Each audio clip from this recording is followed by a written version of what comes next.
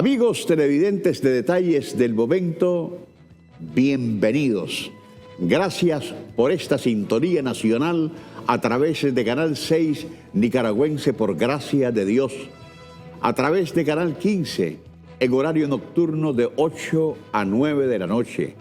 Puede sintonizarnos por la tarde en horario vespertino a través de Radio 800 de 4 a 5 de la tarde. Y ahora mismo estar viéndonos a través de nuestro Facebook Live o de nuestra plataforma en YouTube.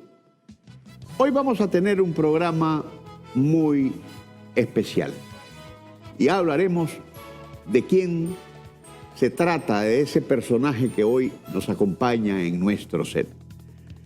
Pero quiero actualizar porque es algo que debemos de tener marcado en cuanto al riesgo y peligro que esto representa. El tema del coronavirus. El COVID-19 deja hasta hoy actualizado hace apenas 40 minutos 80.900 casos de contagio en varios países del mundo. La inmensa mayoría de los afectados, 78.095 en China. Ahí se han registrado 2.716 muertes por esa causa. Fuera de China se han confirmado casos ya en otros 40 países, incluido 11 en España. Es especialmente preocupante la situación en Irán con 19 muertos y 139 casos confirmados. Sepamos entender que el mecanismo preventivo es, en este momento, la mejor manera de poder evitar que nos llegue. Nosotros acá en Nicaragua estamos haciendo, desde el punto de vista de la previsión, todo lo que está a nuestro alcance para evitar hasta donde se pueda que esto nos llegue a afectar. Alerta sobre este tema. Hoy vamos a estar conversando con un personaje. Estaremos hablando con don Orlando Pineda, el maestro Orlando Pineda, quien es el fundador de la Asociación de Educación Popular Carlos Fonseca Amador. Y está aquí porque hoy, 26 de febrero, este personaje hace 30 años, un día después de la derrota electoral del Frente Sandinista de Liberación Nacional, el 25 de febrero de 1990, estaba fundando esta asociación como una respuesta social para mantener ese hilo unido que nos permitió la alfabetización y seguir prolongando en el tiempo esa lucha constante contra la ignorancia. Y no se imaginan ustedes el resultado que ha tenido. En mi más reciente viaje a Bluefish, de lo que a continuación estaré hablando en mi editorial, me encontré a este gran varón, un tenaz luchador en esta materia desde muchísimo antes del 25 de febrero de 1990, con la cruzada de alfabetización en el Caribe, se propuso estar al frente de esta lucha contra la ignorancia en un concepto de alfabetización que va más allá del saber leer y escribir, algo muchísimo más integral, y de eso estaremos hablando hoy acá en Detalles del Momento. Mientras tanto, usted quédese con nosotros en la intimidad de su hogar o de su oficina, porque vamos a nuestro acostumbrado comentario editorial.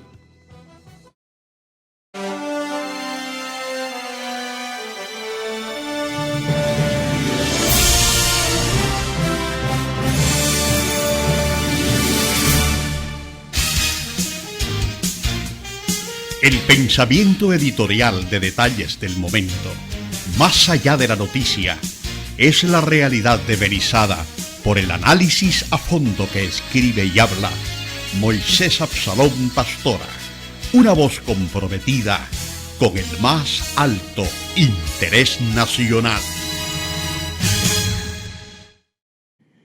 Bluefields, una tierra que renace.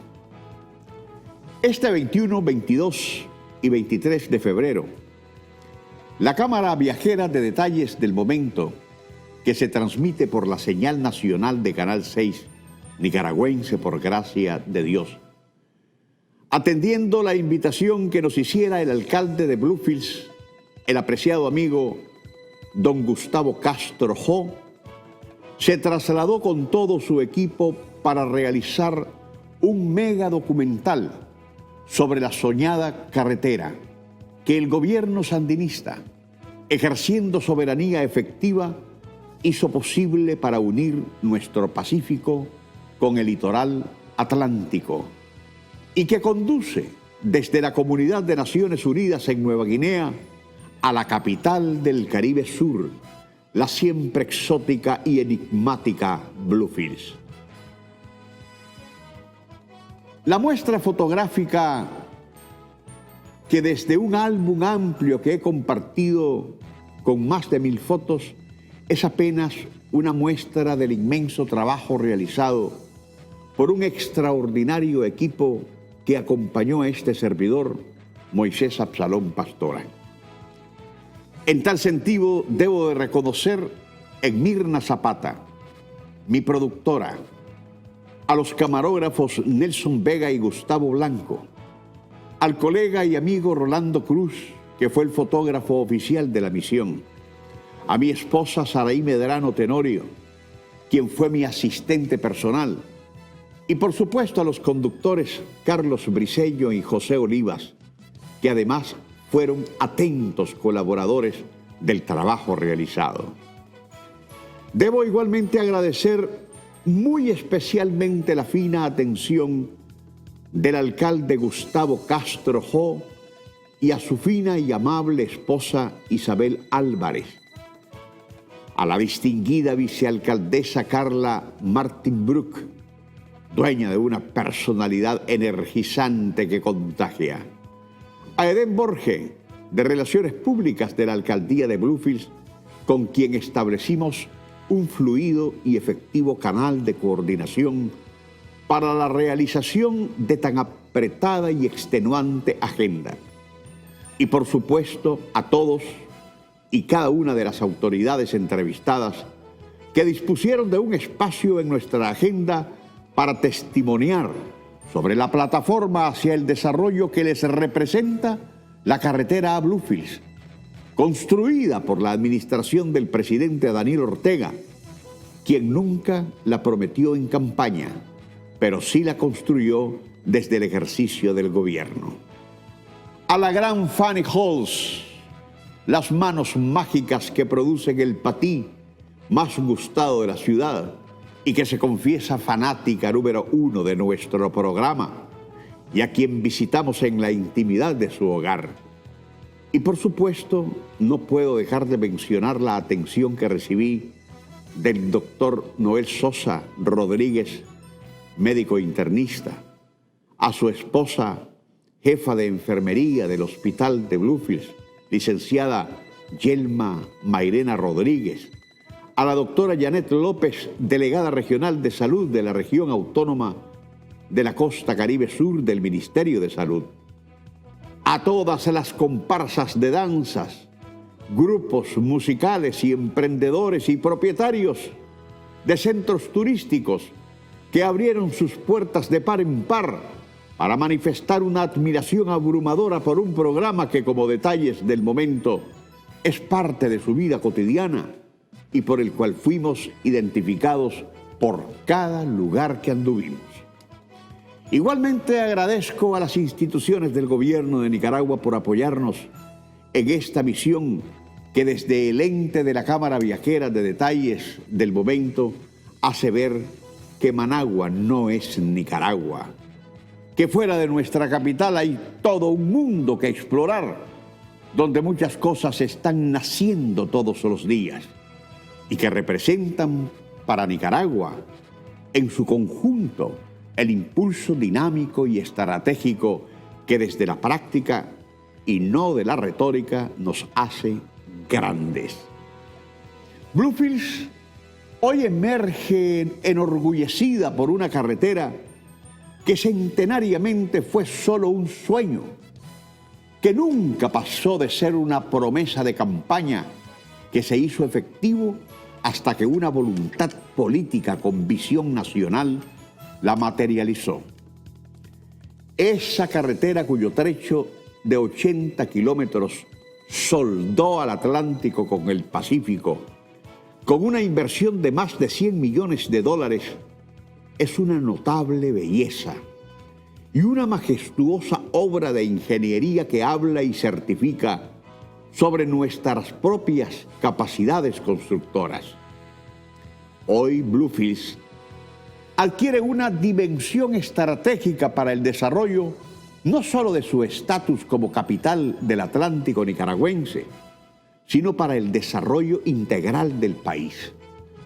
Porque ya no es una isla anclada en tierra firme, a la que solo se llegaba primero por barco o por avión después, que además es un monopolio que hay que romper, sino que ahora tiene una vía de primer mundo que la pone al alcance de 5 horas de Managua y sobre la cual empiezan a nacer comunidades, negocios, centros turísticos y ramales hacia los caseríos más profundos de su territorio, lo que era imposible cuando se transitaba peligrosamente y hasta por 12 horas sobre lodazales, fangos, abismos que ya no existen, porque en su lugar hay ahora un concreto hidráulico que es terciopelo, sobre el cual andan hasta el más pequeño y liviano de los vehículos sin riesgo de ninguna naturaleza. Y ahora recorren no sobre la incertidumbre, sino sobre espectaculares paisajes que explican sobre el por qué Nicaragua ocupa la 5ª posición en América Latina como país con mejores carreteras en todo el hemisferio. Y eso a mí en lo particular me hincha de alegría. Ya esta carretera está haciendo realidad otro sueño. Y su alcalde Gustavo Castro Jo me lo comentaba con los ojos iluminados de alegría cuando me refería que ahora mismo, cosa que efectivamente constaté haciendo un recorrido por todo Bluefields, que ya está casi instalada la tubería, totalmente nueva, que potabilizará totalmente el agua en toda la ciudad. Es visible en la supercarretera observar los enormes tubos que llevarán desde Cayo Silva, fuente de agua distante a 41 kilómetros de la capital del Caribe Sur, lo que por supuesto representará un salto cualitativo para una ciudad que históricamente dependió del pozo para hidratarse, lo que traerá mejor salud a sus pobladores. Ahí, sin embargo, no para todo, sino que otro sueño, el puerto de aguas profundas, comienza a sonar intensamente y ya se hacen los trazos lineales de las rutas que, desprendidas de su actual megacarretera, será otro factor para que esta ciudad, la exótica y enigmática Bluefields, sea traspolada a la modernidad que era solo una idea, un imposible y apenas una promesa en el discurso político de muchos farsantes que se burlaron históricamente de una región que, según ellos, era parte del dominio inglés. Ya eso se acabó. Y celebro junto a las autoridades que nos atendieron tan fina y abrumadoramente la felicidad con la que ahora ven a su Bluefields, una ciudad marcada por la historia a través de sus costumbres, dialectos, etnias, ritmos, pero sobre todo por su nobleza, por el don de gente que es fácilmente perceptible para cualquier visitante que toque sus puertas. Ya hemos comenzado a preparar el megadocumental Bluefields, una tierra que renace. Tenemos un material para profundizar inmensamente lo que esta carretera significa para una región que ya no está olvidada, que ahora está soldada en la soberanía nacional y al alcance de 5 horas para que usted visite lo que, si es un paraíso hoy, será un Edén mañana. Que Dios bendiga a Nicaragua. Nos separamos por un breve instante, pero a nuestro regreso, una entrevista con el profesor Orlando Pineda y la Asociación para la Educación Carlos Fonseca Amador, hoy en su 30 aniversario. Quédese con nosotros, ya volvemos.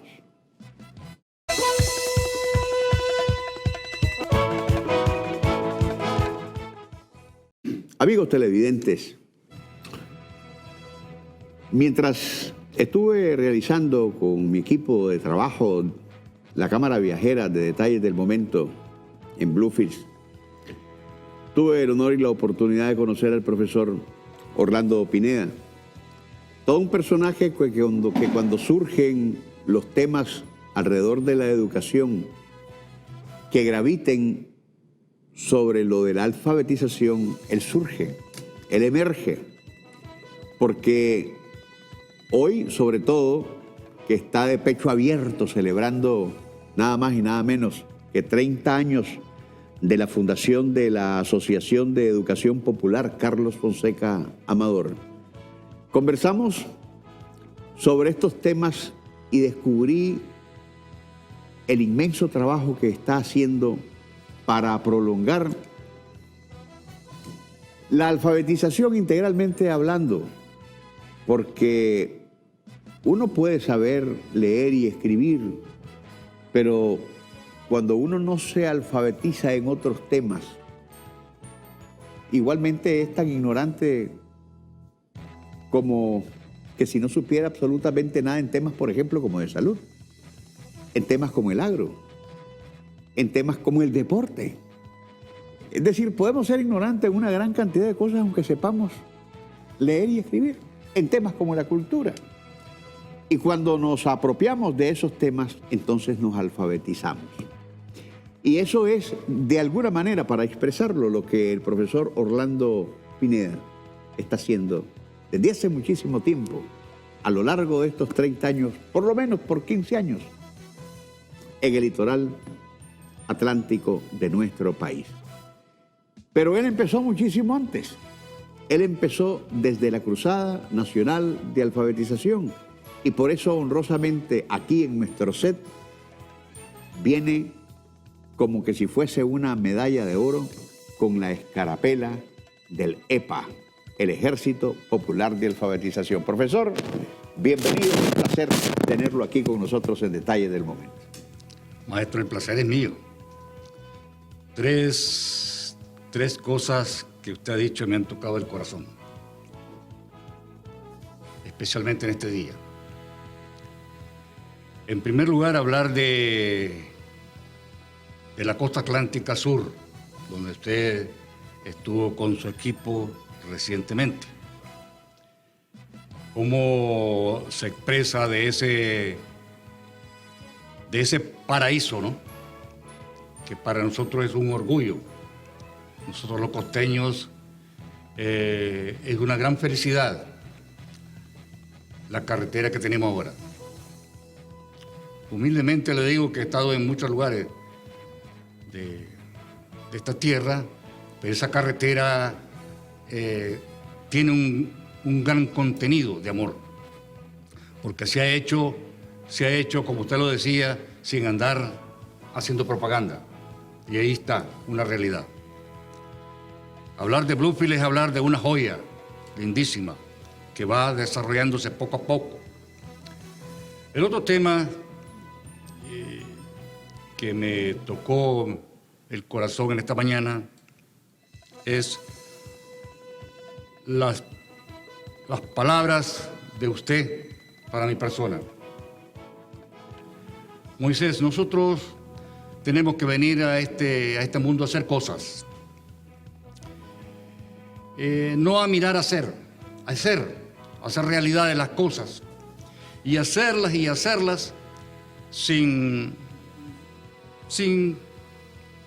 protagonismo, sin esperar nada a cambio. Darlo todo. Si es posible la vida entera.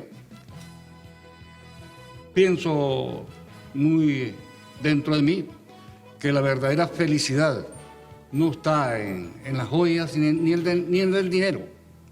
Las joyas y el dinero se deterioran. Más lo que uno hace cada día a favor de la gente pobre, de la gente que tanto necesita de nosotros. Esa es la verdadera felicidad. Fíjese usted que cuando cada persona campesina, obrera o lo que sea, empieza a decir,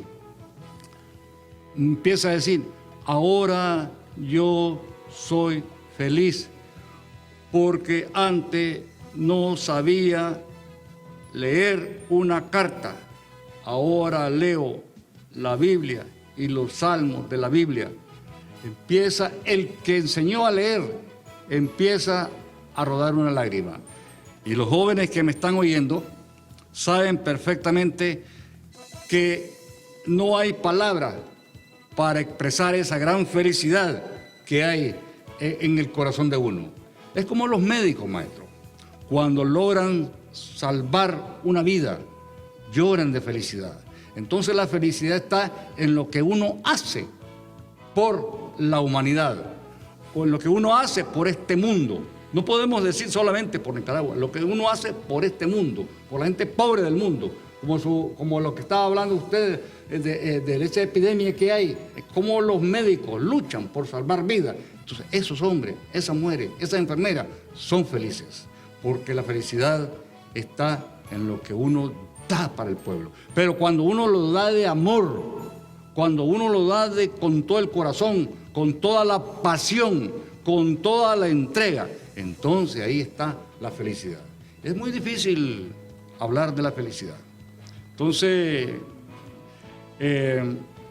y lógico, cuando usted está hablando de que hoy nosotros cumplimos 30 años de haber nacido como Asociación de Educación Popular Carlos Fonseca Amador. Y antes que usted me lo pregunte, porque sé que me lo puede preguntar, nacimos hoy, maestro, porque había que cumplir como Frente Sandinista de Liberación Nacional al pueblo. En un día como hoy, nosotros cumplíamos 10 años de luchar a favor para que este pueblo tuviera salud, educación, la tierra para los campesinos. Y como ayer perdimos las elecciones y había que continuar con la alfabetización, así lo había dicho Sandino, así lo había dicho el comandante Carlos, así lo había dicho Germán Pomares y todos los héroes y mártires que cayeron por la revolución, lucharon para que este mundo fuera alfabetizado y pudiéramos desarrollar este país. Entonces, ¿qué pasaba? Nosotros sabíamos perfectamente que la educación y especialmente la alfabetización no continuaría con el ahínco y con el amor y con el esfuerzo como lo estaba haciendo la revolución. Porque está claro que no todo el mundo, maestro, le interesa enseñarle a leer al pueblo. ¿Por qué?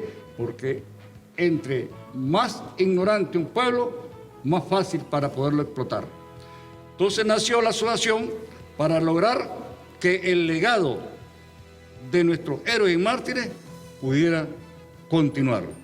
Y eso es lo que ha venido haciendo a lo largo de 30 años, estando en los lugares más difíciles, en los lugares donde es difícil llegar y donde es difícil lograr que la gente pueda aprender a leer. Tal como la costa atlántica o tal como muchos lugares remotos del Pacífico, incluyendo.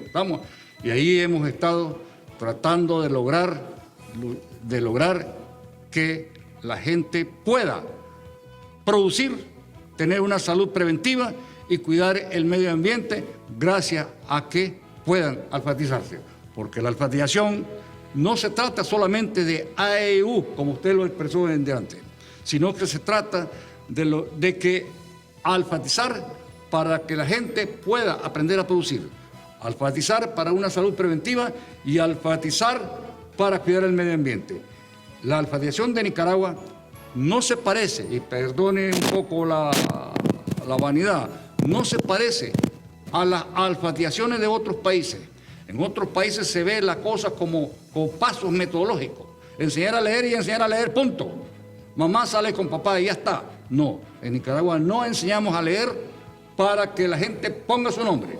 No enseñamos a leer para que se lea el periódico. Enseñamos a leer para levantar a esa familia que tienen derecho también de tener un televisor, tienen derecho a tener una buena cama, tienen derecho de tener una buena alimentación.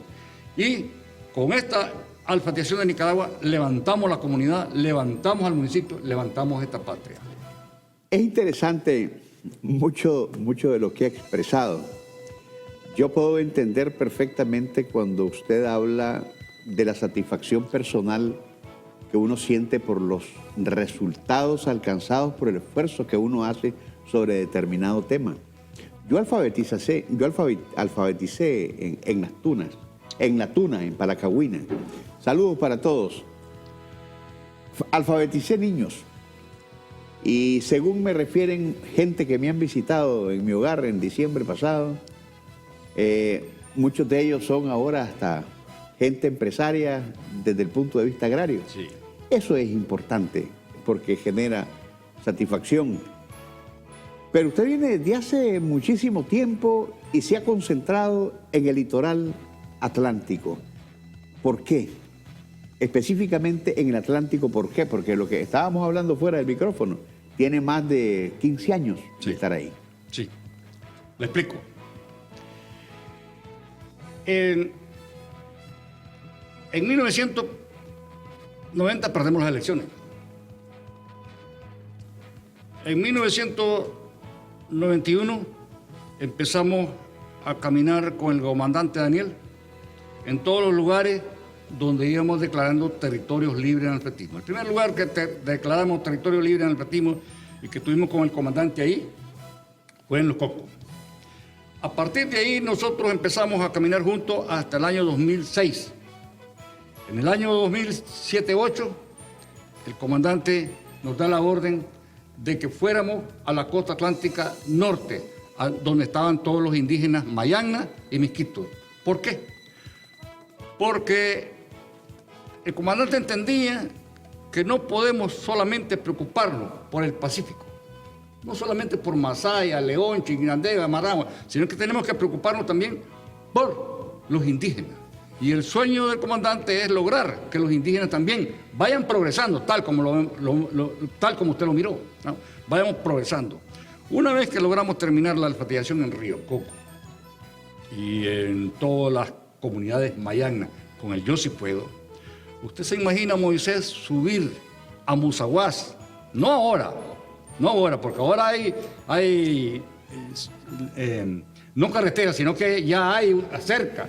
En Zuniguá llega las camionetas Zuniguás, o sea, casi de la mitad del camino. Usted se imagina subir los televisores, las plantitas eléctricas, las lecciones. Es un esfuerzo y las cartillas espectacular. A Musaguas, en aquellos lodazales. Y los indígenas cargando esos televisores en Alal, Santa María, Betanía, Mucuguás, todas estas zonas que son lodosas, peligrosas. Entonces, una preocupación grandísima, una alfabetización hasta los remansas del Río Coco, de Carrizal hasta Cabo Gracias. Entonces, una gran preocupación, pero encantadora, una preocupación, una locura para otros, pero para nosotros una gran pasión estar en esos lugares donde la gente emocionada aprendía a leer y enseñaba a leer, porque nosotros, nuestra alfabetización tiene que ser el indígena, el misquito enseñando a leer al misquito, Entonces en Carrizal o en Cabo Gracia, el misquito enseñándole al misquito a través de la televisión. Usted se imagina lugares como esos, que nunca había habido un bombillo. Mirar a una Ángela en ese televisor dando la clase del Yo Sí Puedo. Entonces los misquitos alegres. ¿Por qué? Porque también ellos tienen derecho, como los leoneses, a tener el Yo Sí Puedo con la televisión al frente. Y entonces eso era muy emocionante. Subir los televisores a Cabo Gracia a Dios, abajo, en Río Huaspán, abajo. Entonces, eso lógico, tuvo un gran impacto, porque entonces ya Huaspán, Bonanza indígena, Ciuna indígena, Siquilta indígena, alfabetizada. Entonces, cuando llegamos aquí, entonces miramos, ¿no?, que no era correcto solamente alfabetizar a la costa atlántica norte. Entonces, los indígenas, el gobierno Rama Criol nos invitó a que los atendiéramos también a ellos. Y el gobernador, no Rubén, sino el otro, nos invitó también. Don Rubén López. Que estuviéramos en toda esa zona. Entonces fuimos a esa zona y nos hemos enamorado tanto de estar ahí que hemos hecho algunos logros que no pudimos hacerlo en la costa atlántica norte, ¿verdad? Porque solo estuvimos 4 años en esa zona. En esta zona del sur tenemos ya 6 años de estar metidos, 6, y vamos a cumplir 7 años de estar ahí. Hay que estar claro que ahí hemos logrado alfabetizar todo lo que es los indígenas Rama, incluyendo Río Indio. Además, que después de alfabetizarlo, hemos luchado por la batalla del 4º grado. No todos están en 4º grado, pero vamos avanzando en eso con UNIN. Profesor, tengo que irme a una pausa comercial, pero esto que estamos viendo en imágenes, esos monitores que estaban pasando, ¿es parte de la asociación? Sí. Bueno, vamos a seguir hablando de esto. Tengo que hacer esta necesaria pausa comercial, pero cuando regresemos hablamos más con el profesor Orlando Pineda sobre estos 30 años, 3 décadas de la Asociación de Educación Popular Carlos Fonseca Amador. Quédese con nosotros, ya volvemos.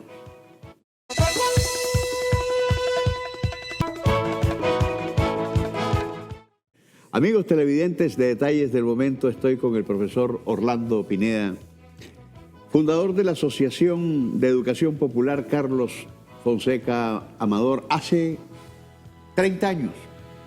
Hoy, 26 de febrero, hace 3 décadas.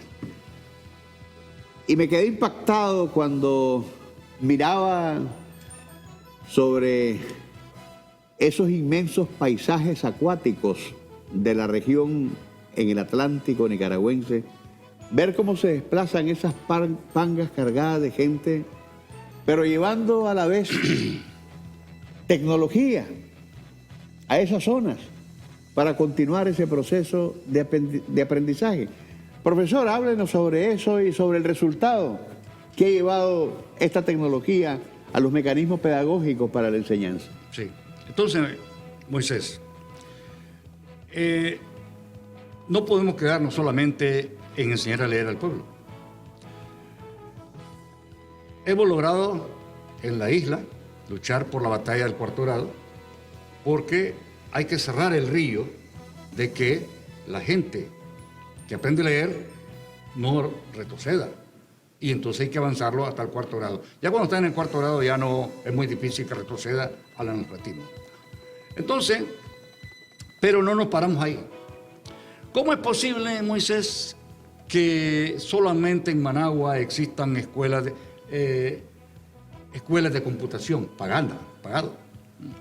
O en Granada o en León. Nosotros pensamos, ¿cómo le pagamos a los muchachos y muchachas que han enseñado a leer a los indígenas Rama? Con Con dinero no lo tenemos. Con un diploma sí se lo dimos, pero no basta. Entonces había que crear algo. En Bluefield, en algunos lugares, cuando vas a hacer una página, especialmente los estudiantes, una página, 10 pesos, 15 pesos. Entonces dijimos, ¿por qué no le enseñamos computación a los indígenas ramas? ¿Por qué solamente en las grandes ciudades puede el descubrimiento del cosmos haber llegado ahí? Entonces empezamos a pensar, vamos a unirnos con la UNAM Managua para pedirle que los jóvenes que ya están por salir sean los maestros de computación en esta isla. Y vamos a pedir, Moisés, porque no hay que tener pena para pedir para otros, pena hay que tener para pedir uno. Entonces, empezamos a pedir y encontramos las puertas abiertas en la Loto. La Loto nos regaló 10 computadoras, que son las que usted ha visto. Y entonces empezamos a armar... Ahí la tenemos en escena. Empezamos a armar la escuela de computación. Hoy día ya salieron los primeros indígenas con conocimientos como los que usted tiene o como los que tengo yo en computación, 30 muchachos. Y ya arrancamos con el segundo curso en estos días, con muchachos. Eso era impensable antes. Eso es imposible casi, porque en primer lugar había que preocuparse por eso.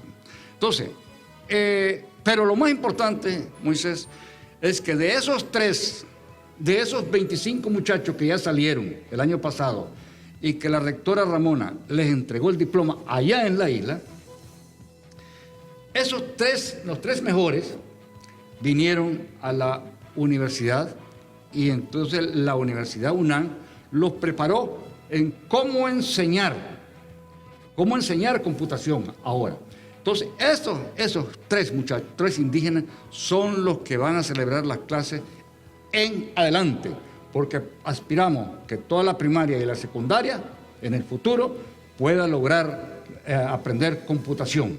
Quiero decirte que se habla mucho del concepto de educación popular. En Argentina se escribe lindísimo, en México se escribe lindísimo. Pero lo más importante en educación popular, el mejor concepto de educación popular, es lograr que las propias comunidades sean el faro de su propio destino. Que quiero decir que los propios indígenas son los que conduzcan el camino educativo de sus propios pueblos. Ese es el verdadero concepto de educación popular. Profesor, quiero hacerle una pregunta muy personal. Posiblemente nuestros televidentes sepan que usted efectivamente tiene soldada esa vocación magisterial, esa vocación por enseñar. Pero además de eso, usted tiene soldada otra cosa que lo identifica plenamente. Ya sé que me vas a decir. Y me llamó la atención cuando estuvimos en el comedor del hotel en Bluefield desayunando, hablando cosas en serio y en broma, cuando se le acercó a alguien y le dijo: profesor, ¿y ese sombrero por qué no me lo vende? ¿Qué le significa ese sombrero, profesor? Porque cuando uno está en algún lugar, identifica ese sombrero, uno dice: allá está el profesor Orlando Pineda. ¿Tiene alguna simbología especial para usted?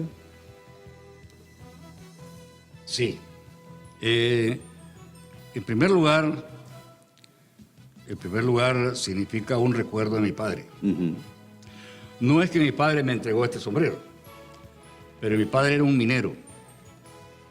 Y usted sabe que en las zonas mineras, los mineros no la pasan muy bien. Mi papá quiso, sin ser sindicalista y sin saber leer, quiso que los mineros tuvieran una mejor vida, que pudieran almorzar allá arriba, no en el pozo, comer frijoles con tortilla. Entonces él luchó, sin ser sindicalista, lo repito, luchó para que pudieran tener una mejor vida. como no pudo porque murió tuberculoso y silicosis, y no me da pena decirlo, porque así mueren miles de mineros en las zonas mineras, entonces me heredó su sombrero de mina para que yo continuara la lucha. Pero era muy difícil luchar en ese tiempo contra los gringos y contra la guardia. Entonces dispuse mejor luchar a favor de la alfabetización en los pueblos. Qué bien, eso habla muchísimo de usted, profesor. Yo quisiera seguir hablando con usted, profesor, pero el tiempo nos vence y no perdona. Pero llévese este recuerdo de detalles del momento, Celedón, vida y legado. Yo sé que usted lo va a disfrutar muchísimo. ¿Cómo no? Escrito por el doctor Wilfredo Navarro Moreira. Llévese este recuerdo, un llavero. Gracias. De detalles del momento, y cuando esté usted allá rompiendo montaña en esas selvas bárbaras del litoral atlántico, tómese su tacita de café con ese recuerdo de Detalles del momento. Para mí es un honor, profesor, que haya aceptado mi invitación, y créame que lo admiro muchísimo. Gracias. Déjeme decirle que he estado estos minutos con usted y me siento muy emocionado de estar en su programa y platicando tranquilamente, como que si no hubieran las cámaras, como que si no hubiera el micrófono. Permítame expresarle mi aprecio y mi cariño siempre. Y felicidades por ese largo camino que hizo hasta la costa atlántica, pero que su presencia en la costa atlántica dejó una gran alegría. Me lo expresaron la gente de allá. Muchísimas gracias, profesor. Muy amable. No va a ser la primera, no va a ser la primera. En el futuro vamos a tener la oportunidad de estar sentados acá en este mismo set, si Dios así nos lo permite. Sí. Y usted, amigo televidente, por su atención, gracias. Hasta mañana, si Dios así nos lo permite.